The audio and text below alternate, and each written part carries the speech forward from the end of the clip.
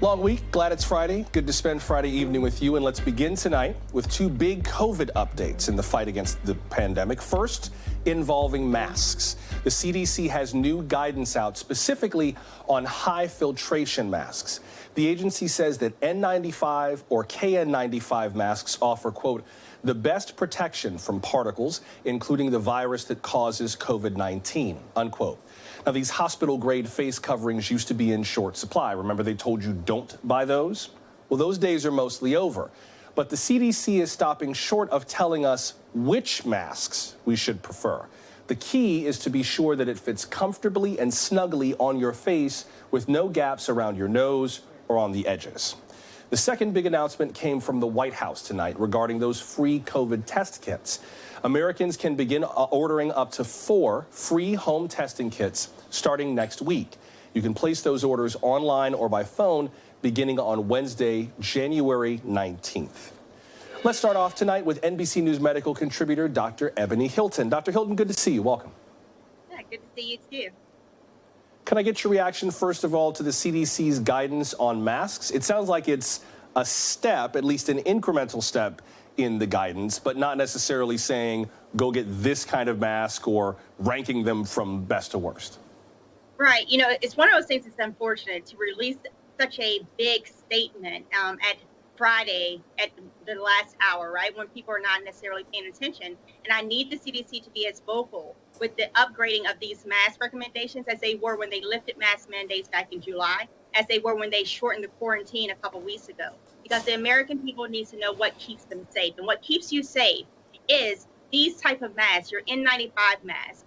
The reason why that we're saying this close and snug fitting mask, that if you can feel air going inside your mask, if your glasses are fogging up, for instance, that means that air can escape, which means that air can also get within your mask, which means with air comes COVID too. So wearing that tight fitting mask, and then the KN95 or the N95 mask that can really filter out the particles is going to be what's going to be the best thing to keep not only yourself, but your family also safe. Can you also just explain what is an N95 or a KN95 mask? From what I understand, that's kind of a way of signaling how much air filtration those masks provide, right? Exactly. So 95% of the particles can be filtered out by these masks. And so we think about the virus, it is a very, very tiny particle. We're trying to filter out as many particles as possible by wearing the most high quality mask filtration system, which is why those cloth masks, and especially those gaiters that you see people wearing around their necks, it is so paper thin that it cannot filter out anything at all. And the way that I like to describe COVID and tell people just how it floats through the air. If you think about cigarette smoke, it's a similar concept that if someone is smoking cigarettes in the corner of a room, if I am even on the opposite end of that room, I can still smell it. COVID does the same thing in that it fills up the space. So you need, if you're even within 8 to 10 feet of someone, you can still have some exposure because it is airborne. And so wearing these high quality masks to help filter out that air is going to be the best bet for keeping Omicron out of your circulation system. And can we be clear about cloth masks? I understand some cloth masks are better than others. Neck gaiters, those or just like a bandana, that's trash. We've been clear since the beginning of the pandemic. If you're wearing that, you might as well be naked. But some cloth masks can either be made, can be constructed so that they're useful, or they can be paired with single-use or disposable masks to be more protective. For sure. What I would say without hesitation is that if you are wearing a cloth mask, it needs to be one in conjunction with another mask. So have it on top of a surgical mask or on top of your N95 mask. The layering effect gives you more protection. Cloth masks, they don't have the ability to filter out the virus because it's such a tiny particle. So when I'm seeing, especially, I traveled here recently through the airport and I saw most persons literally had on cloth masks, and my thought was we are going to see a surge with this COVID-19 and this Omicron variant because those cloth masks do not offer that protection to you. And I really need the CDC. We should have made these announcements weeks ago, and I will hold them accountable for that. At this point, though, what they need to do is say definitively that the N95 mask is the way for the general public to go. And if you can get your hands on those, that's going to be the best option to protect not only yourself, but also your family, so you can be not one of the 155,000 Americans that we now have hospitalized due to COVID-19. And I know the CDC still says any mask is better than no mask, but there's also been concerns about N95s and KN95s that are available online that may be fake, that may have FDA logos on them that aren't merited. What about that? What about just finding a mask that is what it says it is? For sure, and that has been a huge problem. You know, unfortunately, there are persons that try to capitalize on persons' necessities. So if you go to certain targeted industries, like if you go to Walmart, Target, if you go to Home Depot, Lowe's, they tend to carry these same types of masks because our construction workers wear these masks to filter while they're doing their work, their business. You can also go, if you're on Twitter, go to Project N95, I think is the Twitter handle. That company has literally filtered through to tell people which of these masks are actually the authentic masks and which ones are going to be the frauds. So finding those trusted entities, the way that you can find those masks. Yeah, projectn95.org is where another one of our contributors, Dr. Vin Gupta, recommended that, and that's where I went to try to find some masks, and did indeed find masks. Before I let you go, we also mentioned that the administration is making 500 million free test kits available. What would you say to folks in terms of what they should keep in mind now regarding testing? I know in some places tests are publicly more available than others in terms of like public locations where you can get a rapid or a PCR. What should we be thinking about in terms of ordering tests from the federal government? Right. What I would urge the American public is that although these tests are available to you, if you can afford to buy your own test, please do so. What we know is that this is not necessarily rooted in equity, that the most vulnerable persons, for one, don't have Wi-Fi access and or know how to get on the website in order to call to get these tests mailed to them. So if you're not one of those 60% of Americans who make less than $40,000 a year, if you are like me, I hold myself responsible to not go to that website to order that test that can go to other persons that greatly, greatly need it. But for those persons, if you are and you know of persons who are vulnerable, contacting that person to say, these are the ways that you order this test, and if you are finding yourself to be exposed to anyone or you're having any symptoms, take your test as soon as possible. That way you'll know how to better protect yourself, to isolate from other persons. And also, the sooner you are detected, if you are having those severe complications, for one, you need to get to the hospital, but for two, you can also be made available to those monoclonal antibodies that we've been talking about now for months, but also the Pfizer pills and the antiviral medications that are going to become more available to the public. And let's not forget that the regulations around insurance have changed so that insurance companies, as of this weekend, have to reimburse you for a number of test kits, 8 kits per person per month, up to $12 per kit. So there is now another way to get kits if cost is a factor. Dr. Ebony Hilton, good to start the program with you tonight. Thank you very much. Thank you. Now, if someone you know is ready to get vaccinated, point your phone's camera at this QR code. I'll give you a second. The QR code will take you to planyourvaccine.com for everything you need to know. Now remember, vaccines cannot guarantee that you won't get infected, but they strongly prevent serious illness or death.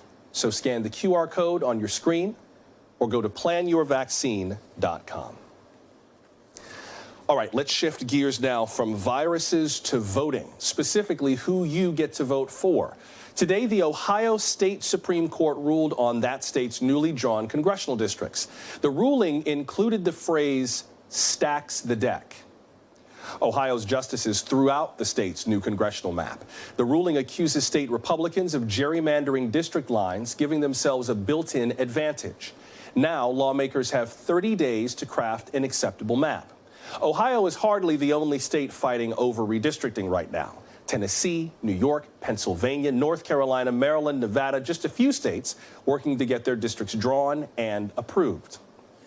Now, there's a reason we don't talk about redistricting much. It happens as often as the census, based on the results from that national count, every 10 years. Congressional and legislative districts get redrawn to reflect demographic changes, which brings us back to gerrymandering. According to 538.com, 26 states have approved new congressional districts so far. At least 9 of them, including Ohio, were hit with lawsuits claiming that the maps were gerrymandered. But different states draw their maps in different ways, under different laws. And the U.S. Supreme Court has only really ruled strongly on racial gerrymandering, not partisan gerrymandering.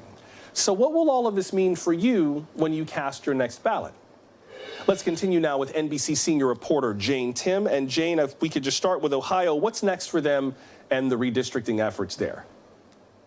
Well, they're going to have to redraw their map. I mean, this is a state that sidestepped their commission, this bipartisan redistricting commission that was set up to try and reform this. And through the map they wanted to draw, drew 12 free advantage maps for Republicans. They're going to have to redraw it. And the court's been pretty clear. They want to see maps that fully comply with the constitutional amendment in Ohio's constitution for the first time in this redistricting cycle. And they want to see maps that aren't dictated by partisan concern. So those Republicans are going to have to go back to the drawing board and find something the state Supreme Court's going to tolerate. We mentioned that this ruling came from Ohio State Supreme Court. North Carolina State Supreme Court is considering another case regarding those legislative maps. Why is this all happening so much in state courts and not in the U.S. Supreme Court? Wouldn't it just be easier if the 9 justices in Washington sort of settled the question as to how to determine whether partisan gerrymandering has gone too far? I mean, I think advocates really hoped they would see that. But the U.S. Supreme Court in 2019 really kind of greenlit partisan gerrymandering and said this is not our authority to decide how much is too much. It said Congress can do it, but as we've seen, national Democrats really having a hard time getting that through the finish line. And so state courts are really the only cop on the gerrymandering beat, the only people who are stepping in to say, you know what, that's too much partisan gerrymandering.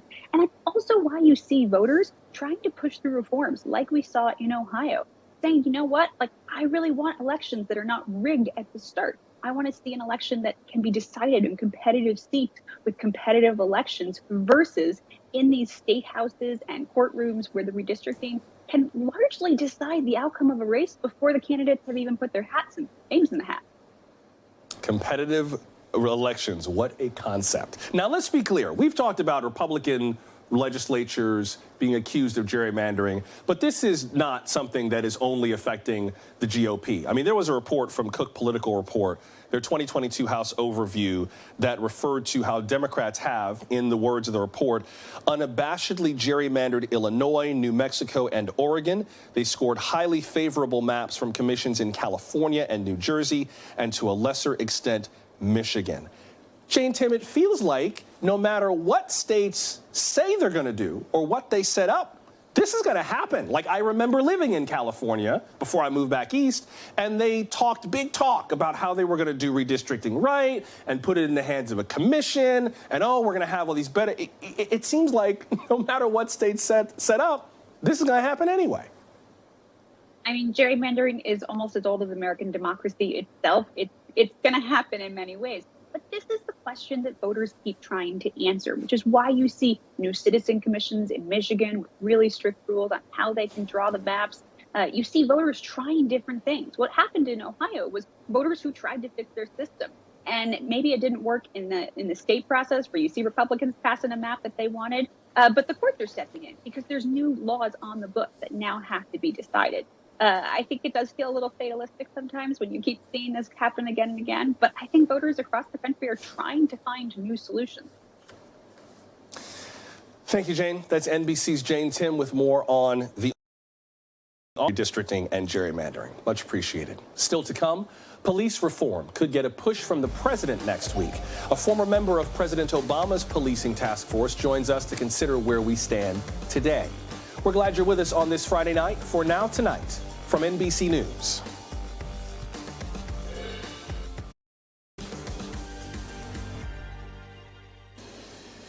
It was April of 2021, nearly a year after George Floyd's death. A jury had just found former officer Derek Chauvin guilty of murder, and President Biden was pushing for sweeping reforms.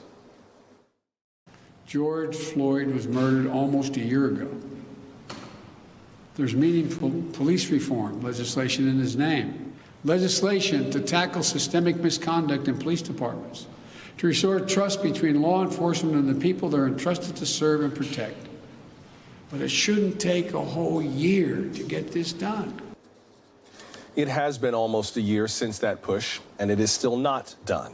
Now the president is considering executive action. But how did we get here?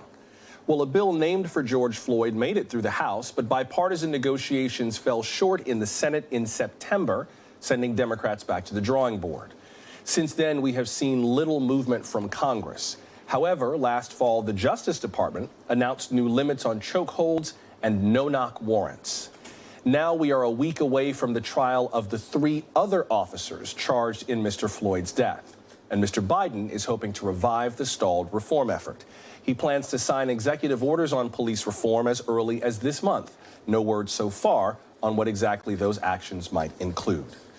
Joining us now is NBC News law enforcement analyst Cedric Alexander. He served as the law enforcement executive on former President Obama's policing task force. Chief Alexander, welcome. Thank you. How are you, Josh? I'm well, and I wonder how you view where we are now compared to a year ago on this issue of police reform. It certainly feels like there's more attention being paid in general to the conduct and or misconduct of law enforcement officers. Well, certainly post George Floyd across this country, I certainly have seen police departments that are making strides to make changes inside of their organization. Some of the same things that are being talked about in the George Floyd Justice and Policing Act. But here's the bigger challenge here for this nation. Local communities are trying to do what they can to build those relationships. But they also have an expectation from their elected officials, particularly those from Congress, to be able to sit down and work out something that will have a broad and widespread effect on advancing policing, helping build relationships and trust and legitimacy in this country. So there's a lot that has been done locally, but unfortunately, sadly, our leaders, elected officials on both sides of the aisle, just haven't been able to come to some resolve. And I think the American people are still looking for that to occur at the federal level. So I hope that they find a way to get back to the table, because it's really going to be beneficial to the future of policing in this country, to the public safety of our communities across this country as well. Yeah, and I'm not sure what it's going to take to get members of Congress to see eye to eye on this, but if we look back at President Biden's previously proposed bill, that included a number of things, including, to name a few, banning no-knock warrants, ending qualified immunity, prohibiting profiling, requiring body cams, and limiting the militarization of police departments. Chief Alexander, which of these do you think should be a priority? Like, if you had to list the 1 or 2, I know they're all valuable in their own ways, but the 1 or 2 that rise to the top of the list for you, what would be at the top of your list? Well, I think one of the very most difficult and challenging ones that has been for Congress and for many communities across this country is qualified immunity. And that has been a long-standing sticking point. And until they come to find some way to meet in the middle, I think it's going to be important that that one particular subject matter certainly needs to be dealt with. And I know from everything that I've read and conversations I've had with people across the country in the public safety community, qualified immunity certainly has been a very difficult and strenuous piece of conversation to have around this issue when it comes to police reform. Over the years, many people have viewed President Biden as a fairly solid ally to law enforcement in general for decades. I'm wondering why law enforcement officers, organizations have not been more vocally in support of any number of these reform efforts. What's your sense of why there seems to be such a gap in terms of the energy on police reform? Well, I think oftentimes we may not hear from a number of agencies and assume or make the assumption that they are not supportive of or not paying attention to reforms. But many are. But you also have to remember, Josh, we got 18,000 police departments across this country, and they don't necessarily view things the same way. It's going to vary from community to community. Each community has its own personality, its own set of demographics, its own set of issues. So what may be important in one state or one community may not be so much in another. But I think the important thing here is there need to be some federal legislation, some federal leadership that provide a standard or basis in which we can begin to build these relationships, but they're going to have to tackle the real tough problems at that level. That's why they were sent to Congress. And I think the American people should have an expectation of them to begin and get back to the table and find resolve around this. But in the meantime, I think communities at a local level can take whatever responsibility that they can and work as closely with their community to work through what they can at local and state level. And briefly, Chief, before we have to go, what's the one biggest thing you would like to see more law enforcement agencies do to start to rebuild that bridge of trust? Well, I want, for me, there's a number of things. There's no one particular thing. But I will say this, is someone who has been formerly in law enforcement 40 years of my career, I'll tell you, one of the most important things that we all got to do, we got to build that trust back. And in some places, we got to build that trust for the first time. And that is going to be hugely important because my public safety, your public safety, is not just dependent upon officers we have out there, but it's also dependent on communities being involved in partnering with their police departments in their respective communities, because that's where public safety takes place, when we're working conjointly together to address many of these social ills. But we also have to remember a lot of these ills are beyond the scope of policing. When it comes to mental health, when it comes to drug, lead poison, and unemployment, those things that we know that impact communities hugely. And we have to be clear also going into the future, what is it that we want our police officers to do? Because they cannot be everything to everybody. Yeah. I hear you on that, and I hear you in terms of building some bridges for the first time and not assuming that they were ever there to begin with. I would love to hear from folks who are watching now in terms of what's happening where you live in building trust, rebuilding trust with law enforcement. We're at NBC Now Tonight online, now tonight at NBCnews.com. We'd love to hear what's happening where you live. Chief Cedric Alexander, we appreciate you making time for us, sir. Thank you very much. Thank you for having me, Josh. Coming up, trouble at the company behind Candy Crush. A staff walkout, sexual harassment allegations. Lots going on at one of the world's top game studios. That's just ahead. Stay close.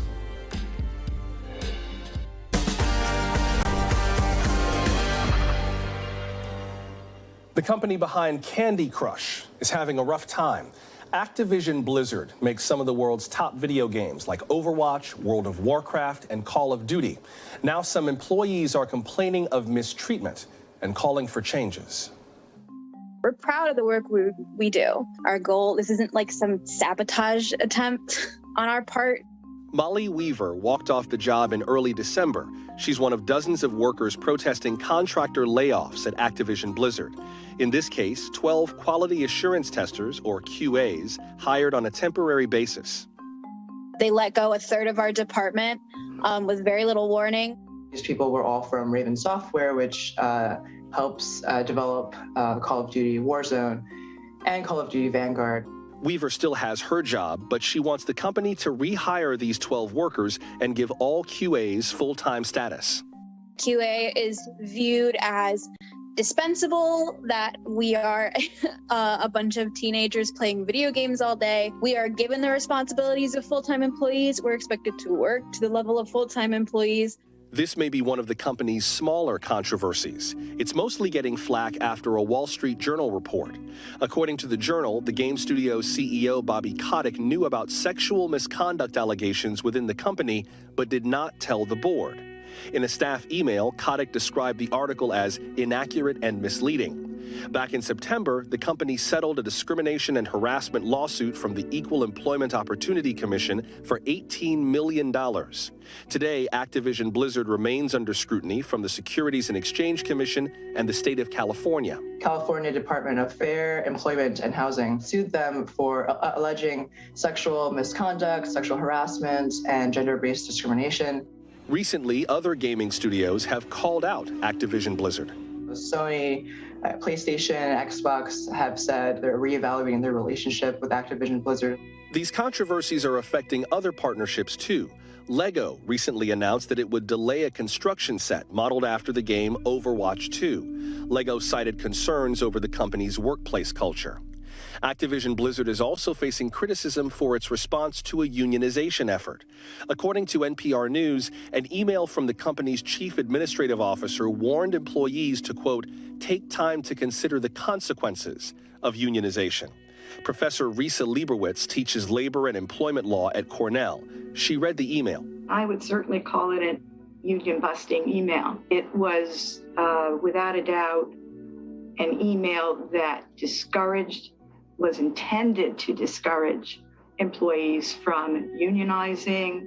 Then there are concerns over the video games themselves. Molly Weaver says the multiplayer combat game Call of Duty Warzone has had some big glitches. A lot of gamers online complaining about how Warzone is very hard to play right now. I'll say it's the worst it's ever been, by far.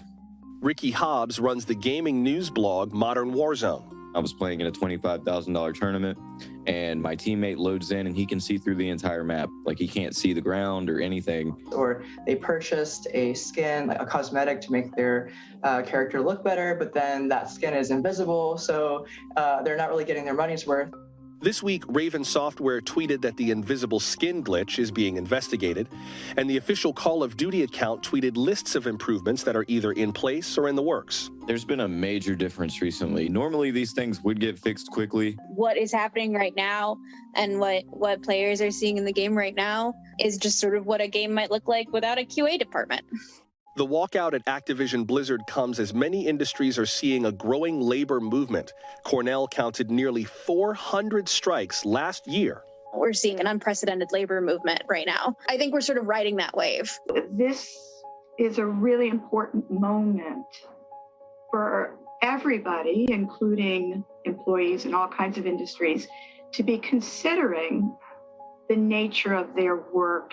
Professor Lieberwitz says the pandemic has helped embolden many workers. Right now, when people are really brought to life and death kinds of decisions, it makes people, I think, consider more broadly what they're doing. Of course, wages and salaries are important, but it's those basic issues of respect and fairness that really mobilize workers to organize. NBC News reached out to Activision Blizzard. In a statement, the company said that it is converting nearly 500 temporary workers to full-time status. Activision added that it offered holiday pay and relocation assistance to the dozen QAs who were let go, and that, quote, Raven is full of people dedicated to improving the culture at Activision, and we look forward to partnering with employees to do that work together, unquote. We want to have a conversation. We want to make this company better. We want to be a part of it. We want to have a seat. Many companies are facing demands from their workers or reacting to union drives. And we'd love to know what's going on where you work. How are things between staff and management at your job? Tell us your story. We're at NBC Now Tonight on Twitter, Facebook, Instagram, and TikTok. How are labor relations going where you work? You can also leave us a voicemail, 888-575-2NBC. That's 888-575-2622.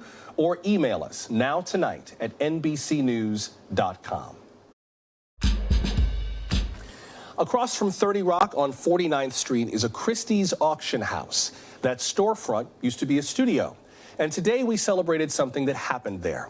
70 years ago, Dave Garroway explained the purpose of the brand new Today Show. See all these newspapers here? This is not a program from New York to you someplace if you don't live in New York. This is a program from America to America, so that the guy in one city knows what the people in other cities are feeling and thinking.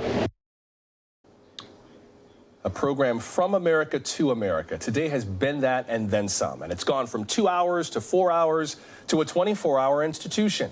This show is the idea of NBC President Pat Weaver, Sigourney's father. He's the slightly taller gentleman talking to Dave Garroway. Pat Weaver created Today and its late-night companion, The Tonight Show. Get it? Today, tonight. His goal? Make television that could lure people away from the radio. And that's exactly what happened. One big draw, of course, was the storefront that Christie's now occupies. A window on the world, letting you see the show and maybe let the show see you and put you on TV. The current studio is a few doors down on the corner. Like many great ideas, the Today Show seemed crazy at the time. Television? First thing in the morning? Well, now we know better. and we celebrated its legacy at the top of the Empire State Building. Last night, it was lit up Today Show orange in the show's honor. Joining us now is Tom Mazzarelli, executive producer of Today. Tom, welcome. Thanks for having me. So how did the 70th anniversary celebration go today? So far, so good. I think we're good. They're letting us go on next week, so Yes. that's a bonus. So we got 7 years, and then we're going to take it a week at a time after that. Been picked up for another 70 years. Exactly. A different kind of celebration today, particularly with the pandemic. Yeah, it was, listen, it's always nice to be able to celebrate anything these days, right? Like, you just kind of take what you can get. It definitely was different than it would have normally been. I think we probably would have had a much larger gathering on the plaza. We would have had a gathering of staff. We would have probably had a party. I think it was sort of confined to 1A to some degree today, you know, with all the limitations we have.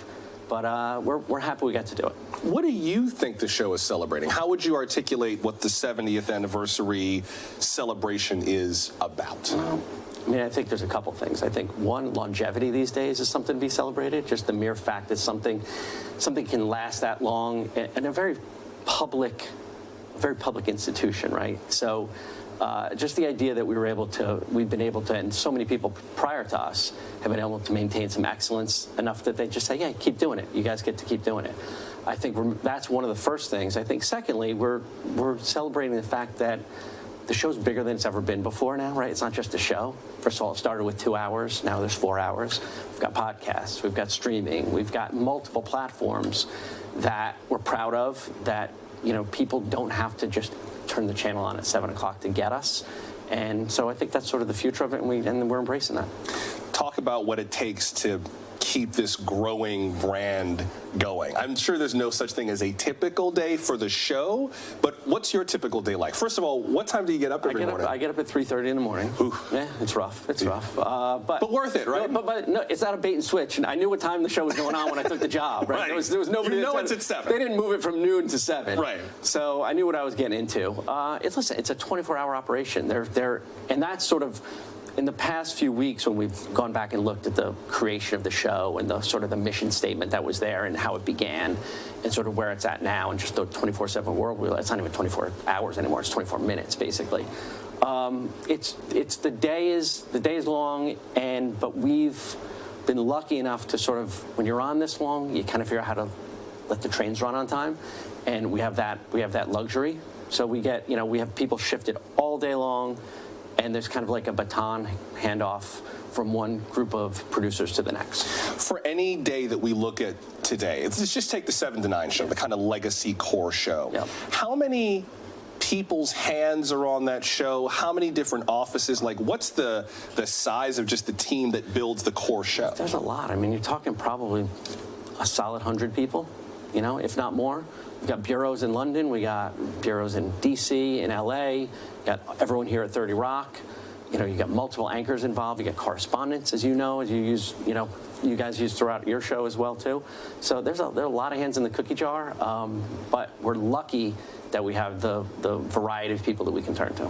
How much of doing Today is a matter of that legacy show, keeping it kind of what it's been, and how much of it is keeping the show fresh and different? Like, what's the balance between leave that alone and let's play with this thing? It's a difficult balance for a show that's been on this long because you don't want to alienate people, right? And there's something about the pattern of the morning that people like, right? It's a very intimate time. People are getting dressed, they're getting their kids ready for school, they're brushing their teeth. Like, there's something about that, I think, that lends itself to people feeling very close to the anchors in the show. So you don't want to do anything to alienate those people and change things up too dramatically, but you kind of have to be fresh, right? And you kind of have to keep the ball moving. So, you know, we do it, I'd say, gradually, adding in different segments. You know, we've added in some social components and some other things during the course of the last few years that are just reflect what's going on in society. And I think part of it too is like understanding that a lot of people pick up their phone. You know, before used to be, especially in the early days of the show, you'd get up, you'd turn it on, and that would be how you get your news. We understand that people, the first thing they do probably is pick up their phone, right? And so what we try to do is add a little something to the news that they may not get just from picking up their phone. Well, they're not just picking up their phone. It's like they're picking up their phone while they're watching Today. True, right. You know, when I was back in public radio, you know, one of the stats that shocked me but didn't shock me is that people who listen to Morning Edition listen as one of 5 news programs or sources they're getting in the morning while they're on doing 6 or so different tasks in 2 or 3 different locations. Right. So you're trying to kind of follow people as they're leaving the house and as they're moving through their day, and still you get them for a split second, and you got to make sure that split second, whatever it is worth their time. Yeah, so Pat Weaver, who started the show, he also started the Tonight Show, interestingly.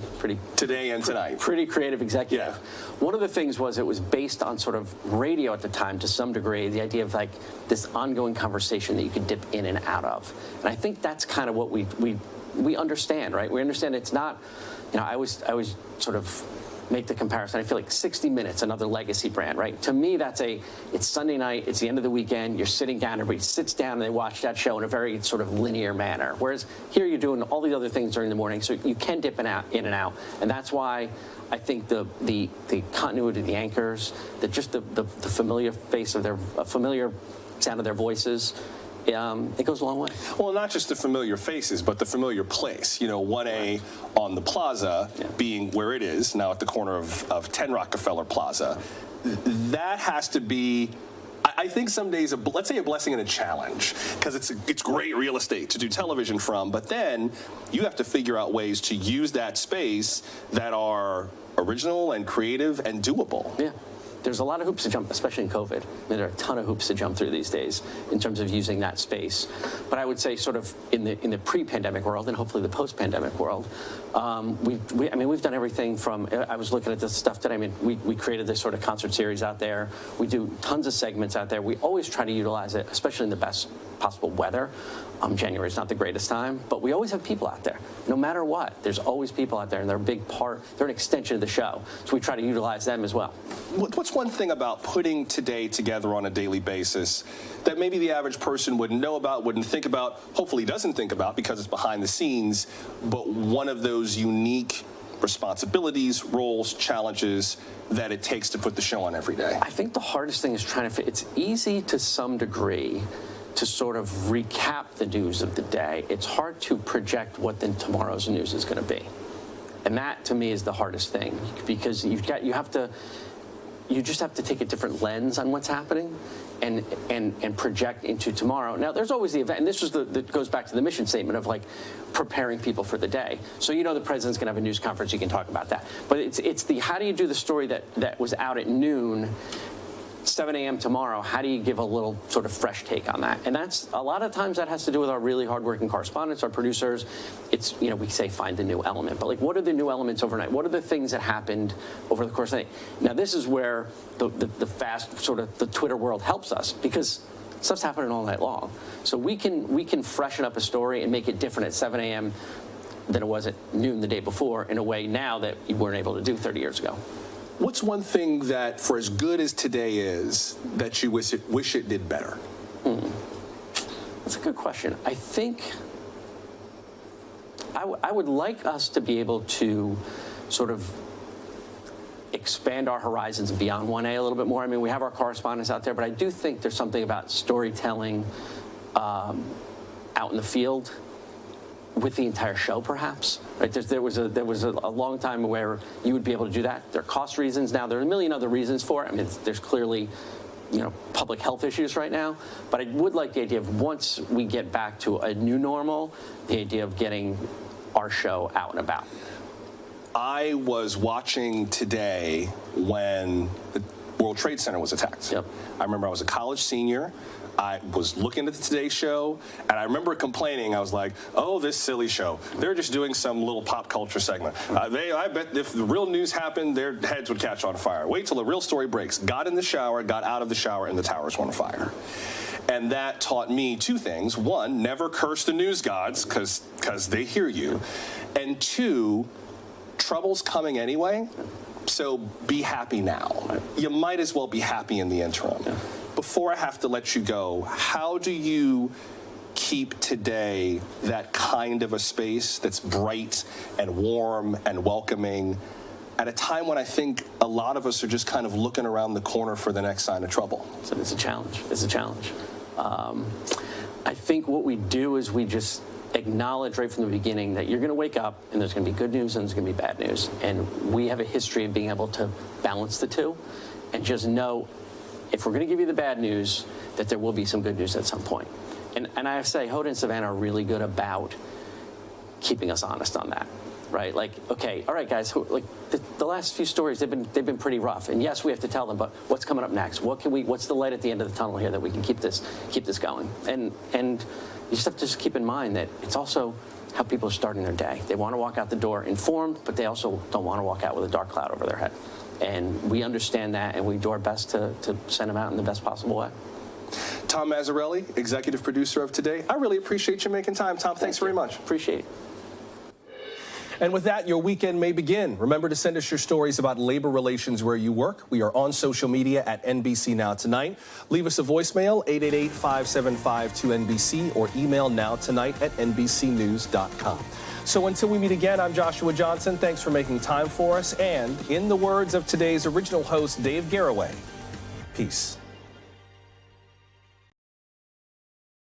Thanks for watching our YouTube channel. Follow today's top stories and breaking news by downloading the NBC News app.